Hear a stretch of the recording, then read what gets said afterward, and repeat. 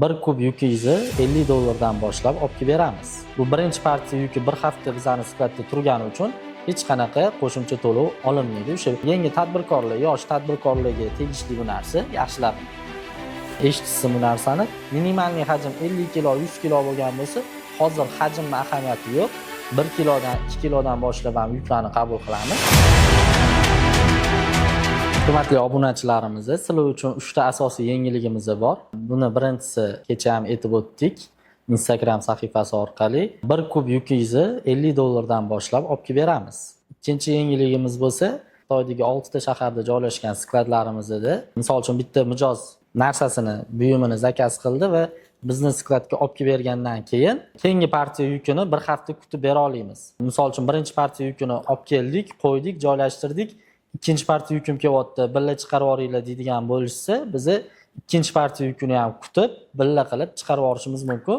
Bu birinchi partiya yuki bir hafta bizani skladda turgani uchun hech qanaqa qo'shimcha to'lov olinmaydi. O'sha yuklari bitta kelgandan keyin hammasi bitta qilib olinadi. Uchinchi yangiligimiz bo'lsa, endi biz kiyim-kechak sohasiga ham o'tyapmiz. Oldin muammo bo'lgan bo'lsa, hozir muammosi yo'q. 100 kilodan boshlab kiyim-kechak material bo'ladigan bo'lsa, berishinglar mumkin bizga. Ularni ham olib kelib beramiz, narxlari kelishilgan holatda.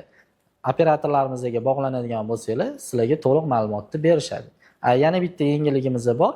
Misol uchun Pinduoduo, Alibaba yoki Yivugo degan platforma bozorlari bor, o'zini Xitoyi.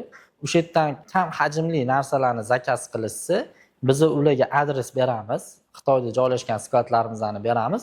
O'sha skladlarimizga olib kelib berishsa, biz u yuklarni ham olib kelishni boshladik. Bizda endi oldin minimalniy hajm 50 kilo, 100 kilo bo'lgan bo'lsa, hozir hajmning ahamiyati yo'q. 1 kilodan, 2 kilodan boshlab ham yuklarni qabul qilamiz. Narxlari kelishilgan holatda bo'ladi. O'sha aytilgan skladlarimizga olib kelib berishsa bo'ldi. Alibabadan olishadimi yukni, misol uchun Uzumda misol uchun tadbirkorlik qilayotgan yoshlarimiz bor. O'shalarga ham ayni fursat ularni olib kelishga. Bizlar bilan qanaqa bog'lanamiz deydigan bo'lsangiz, bizning ijtimoiy tarmoqlarda sahifalarimiz bor, Instagramda, YouTube'da, Telegramda. Bizning sahifani kuzatishda davom eting. Yana ham ko'proq ma'lumotlarni berib boramiz.